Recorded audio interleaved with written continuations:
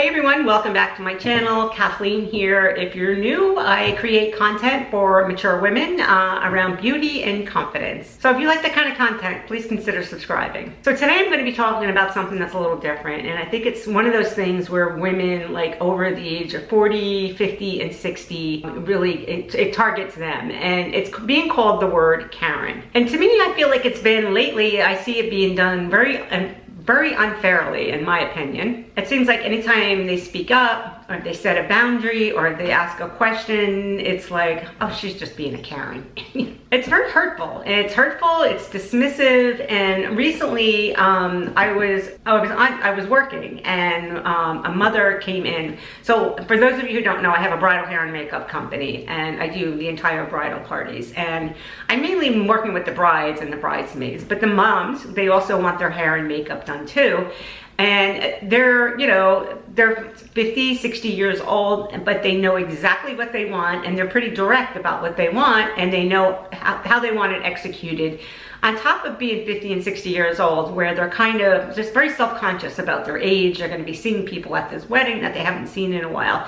So they really want to come across as letting you know exactly what they want, how they want to look, and they don't really want to leave it up to your interpretation. They want to make sure that you're understanding what their needs are, and I totally appreciate that. But I work with, I own the company, so I have hired many artists that typically are in their 30s, most of them aren't even 40, so they don't even know yet. I overheard them talking about one of the mothers saying that she was a Karen, and my first gut reaction was like, oh God, I don't want to be called a Karen, right? I was like, kept thinking, like, did I say something that would, somebody would interpret me as being a Karen, right?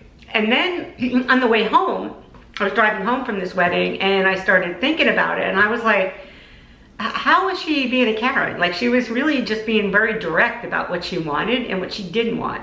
Because she's going to be going to her daughter's wedding, and she does not want to look like a clown per se, right? She wants to look like the best version of herself. So she was being direct about what she wanted and how she wanted her hair and how she wanted her makeup. And again, like, I really appreciate that.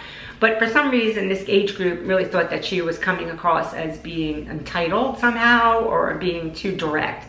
So, which made me just kind of think, and let me know if I'm off base here, because I started thinking about it, and I said, this is something I really should go on YouTube and talk about. Do other women feel this way? And I don't know. I am really reaching out to you, because if you do feel this way, I'd like to hear, how you feel about it. And is it just me that feels like it's being, this word is being thrown around a lot, and it's also kind of putting us in our place, so to speak? I don't know. So that's why I'm really kind of like bringing this up, and just really wanted to share it with my community of people, and hopefully, maybe we can just sort of support each other. So and it made me just start to think about my past, and how when I was in the 70s, in the 70s and 80s, and any woman who was direct and confident and kind of like, set boundaries and pretty much was a good leader or take charge, was considered being a bitch. And I was like, that to me, like, back then I always felt like, oh, I don't want to be called a bitch either. Like, so me just being submissive and falling into line again. So, and again, this is why I'm bringing this up, because I want to know if anybody else does feel this way. And if you do, like, what we need to do to sort of counteract that. And quite honestly, growing up in the era that I grew up, first of all, my mother had 8 kids in, 11 years actually. She had 8 kids in 11 years. I was in the middle. There was no nonsense. There was no, oh, you have trauma, oh, you have this, oh, you have, all these other issues, which I understand today. And I really do, because I do think everybody has trauma, no matter how they were raised. But have I ever referred to a woman, a parent in the neighborhood, or so much as my aunt or anything like that as a Karen, I probably would have gotten backhanded. As a matter of fact, I know I would have gotten backhanded, because I know if I just rolled my eyes at my mother, she would like let me have it. So I just think it's very funny how there can be very, the lack of disrespect. I guess that's what I'm trying to see, get at.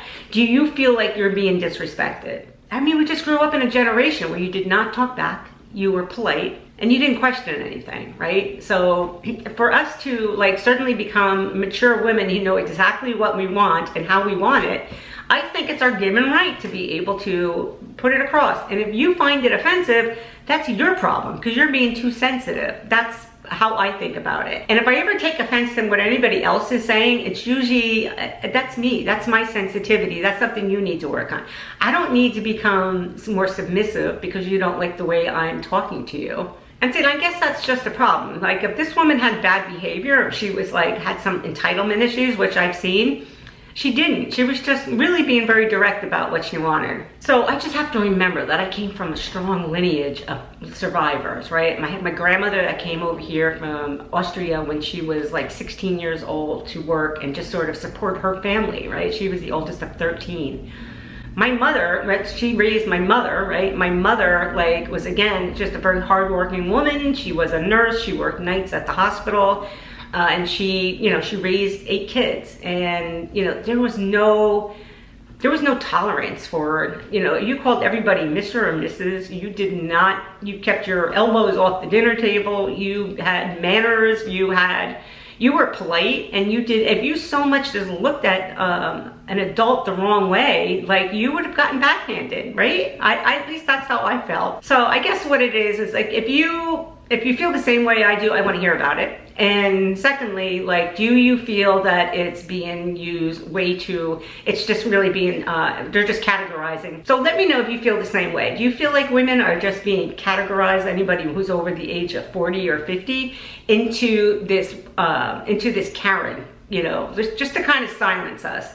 Or have you ever stayed quiet because you feel like you're gonna be, or somebody's gonna refer to you as a Karen? I guess number one is stay rooted in your intent, right? If you didn't mean to hurt anybody's feelings, then it's fine, as far as I'm concerned. If you did it intentionally to hurt somebody's feeling, then that's wrong, right? A lot of times, responding without emotion, like that's another thing, like just kind of my delivery needs to be clear, concise, and kind. And number 3, don't shrink. If I do say something that slights somebody, all I need to do is apologize, right? It doesn't make an excuse for what I did, but I just need to apologize and just move on. And I guess, you know, it's all about how my presence, how I show up is going to be how people are going to treat me. And I don't know if they've called me a Karen. I have no idea. Maybe they have under their breath. I don't really know. I just know that I feel like it's being used very unfairly. And I just really appreciate women who lead with grace and power and who are, you know, true leaders and strong and know their own mind. So I guess if we're here and we're supporting each other, we kind of take the sting out of that stereotypical message of being a Karen.